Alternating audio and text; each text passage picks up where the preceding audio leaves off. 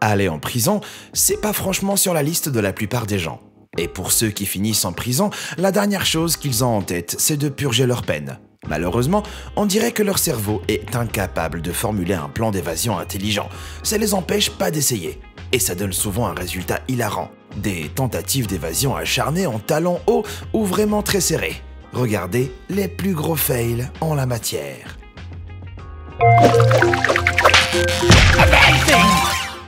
Numéro 10, les prisonniers Paul Danseur. En 2009, un duo sordide a été menotté l'un à l'autre pour faciliter le transport après leur comparution devant un tribunal en Nouvelle-Zélande. L'un avait été condamné à une peine de 2 ans pour agression et l'autre pour violation de sa libération conditionnelle et des nouvelles accusations de vol de voiture. Quand ils étaient menottés, ils ont élaboré un plan d'évasion audacieux en quelques minutes, bien sûr, sans avoir assez de temps pour élaborer une stratégie intelligente. Leur idée, courir. Ils n'ont pas beaucoup réfléchi à leur chance ou la probabilité de recevoir une prolongation de leur peine en punition. Ils ont été poursuivis et se sont mangés du gaz poivré. Ça a dû les aveugler, ce qui explique sûrement ce moment de stupidité prodigieuse et burlesque. On dirait qu'ils ont choisi le mauvais moment pour se séparer, des deux côtés d'un réverbère. Inutile de dire que leur plan a été déjoué, et ils ont touché le fond en retournant tout droit au trou. Numéro 9, l'hélico de l'enfer. En 1989, Benjamin Barry Kramer, un des trafiquants de drogue et blanchisseurs d'argent les plus prolifiques de Miami, est conduit et enfermé dans une prison fédérale de Floride. La vie en prison lui convenait pas trop. Lui, qui s'était habitué à vivre somptueusement avec les 48 millions de dollars amassés avec son empire criminel. Donc avec l'aide de son frère à l'extérieur, Mark Kramer a acheté un hélico, embauché un mercenaire et lui a fait suivre des cours d'hélicoptère. Je suis sûr que vous allez penser comme moi, mais le mercenaire aurait sûrement dû être un peu plus attentif. Ils ont eu quelques soucis quand le mercenaire a descendu l'hélico dans la cour de la prison. Pour que Kramer s'agrippe à un de ses patins, une des hélices est entrée en contact avec la clôture de la prison et l'hélicoptère s'est écrasé dramatiquement. Ils ont tous deux été blessés. Mais comme Kramer purgeait déjà une peine à perpétuité, ça n'a rien changé pour lui. En fait, ça lui fait une histoire cool à raconter dans la cour, avec une fin un peu embarrassante. Numéro 8, sortez les poubelles. En 2012, 2 détenus de la prison Delegacia de Frutos, dans le sud du Brésil, ont tenté de s'échapper assez salement. Ils ont décidé de se cacher dans des sacs poubelles et d'attendre d'être emportés dans les ordures. Malheureusement, c'étaient des agitateurs. Ils ont bougé. Un officier a entendu le bruit des sacs et a cru que c'était un rat, avant de découvrir 2 mammifères un peu plus gros. Ils ont eu du mal à croire que les détenus ont pensé que les sacs en plastique supporteraient leur poids quand ils les soulèveraient. Même si ça avait marché, les 2 génies n'avaient pas pensé que les déchets inhabituellement lourds et de forme humaine pouvaient attirer l'attention. On dirait que certaines poubelles se sortent en fait bien toutes seules. Numéro 7, un homme très féminin, à 39 ans. Le Brésilien Ronaldo Silva s'est retrouvé incarcéré pour trafic de drogue présumé. Bien sûr, il a demandé à sa femme de l'aider en lui apportant quelques objets de chez lui. Sauf que ces demandes étaient un peu inhabituelles pour quelqu'un qui n'est pas une drag queen. Sa femme a accepté, lui apportant des vêtements féminins. Et il a enfilé la robe, la perruque, les talons et les faux ongles peints. Il s'était même rasé les bras et les jambes. Sa femme a elle-même quitté la prison en portant le short de Silva et un autre haut qu'elle avait apporté. Et Silva a vite suivi. Il est arrivé aux portes de la prison et même à l'arrêt de bus dehors, grâce à son nouveau look ultra girly. Mais il n'a jamais atteint la moto qu'il attendait, à cause d'un problème majeur. Marcher en talons hauts. Les gardes patrouillaient le périmètre et ont remarqué sa démarche unique et instable, et ils ont enquêté. De près, cette femme bancale n'était pas si jolie, et ils l'ont repris et ramené à l'intérieur. Et juste comme ça, sa carrière de travesti s'est terminée aussi vite qu'elle avait commencé. Numéro 6, de l'importance de faire du sport. Si vous avez déjà perdu votre motivation pour faire du sport, vous avez quelque chose en commun avec les tentatives d'évasion de Frank Arthur et Clayton Musselman. Sauf que votre paresse a sûrement pas eu un aussi grand impact sur votre avenir. En avril 2017, après avoir fait des croquis détaillés de l'extérieur de la prison de Henrico East en Virginie, où ils étaient emprisonnés, ils ont exécuté leur plan d'évasion. Ils sont allés dans la cour d'exercice et ont tenté leur chance. Ils savaient que les caméras de détection de mouvement les verraient vite, donc ils devaient faire vite et passer la clôture presto. Quand l'équipe de sécurité a été alertée par les caméras, ils ont été choqués de voir 2 hommes aller au ralenti dans la cour.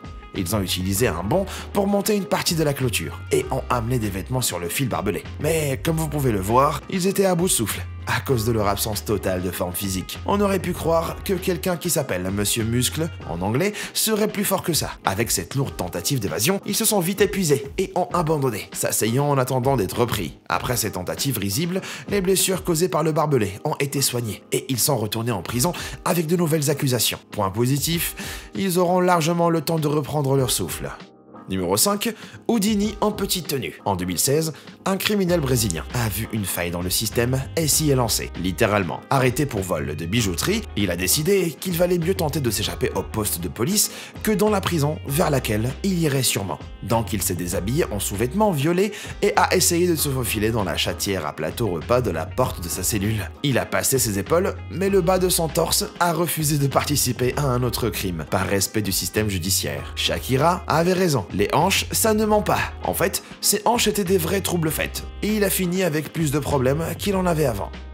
Numéro 4, battu par son bidon. En 2012, Rafael Valadao a eu un problème similaire, mais nettement plus important, avec ses 101 kilos. Après avoir fait un trou dans la paroi de sa cellule, avec la barre de métal d'un tuyau de douche, il a commis l'erreur de sous-estimer sa circonférence. Mais c'était pire que d'essayer de rentrer vos fesses dans un jean qui va plus. Après tout, ça conduit souvent à de la honte. Mais pas une côte fracturée et un sauvetage par les pompiers. Mais pourtant, c'est pile ce qui est arrivé à Rafael, quand il est resté coincé dans sa trappe bricolée, tout en faisant bien rire les gardes. Il a aussi eu la honte supplémentaire d'avoir empêché 2 autres détenus de s'échapper. Le détenu plus mince qui a grimpé le premier et s'est échappé a évidemment emporté la seule cellule cérébrale du quatuor farfelu avec lui, en plus que vraisemblablement un ruban à mesurer.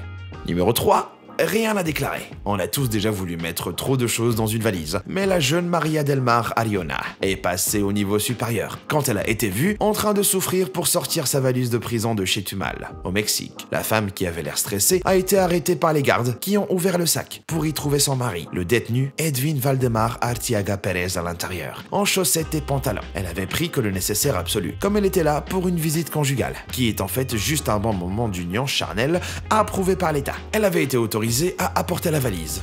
Perso, je ne connais pas bien les fétiches des gens dans cette partie du Mexique, mais apporter une valise dans la chambre aurait sûrement semblé louche aux gardes. Edwin purge actuellement le reste de sa peine de 20 ans et Maria del Mar a fini en prison. Mais bon, s'ils sortent un jour, ils peuvent célébrer avec des vacances bon marché. Après tout, les vols sont beaucoup moins chers lorsque votre mari vole en soute.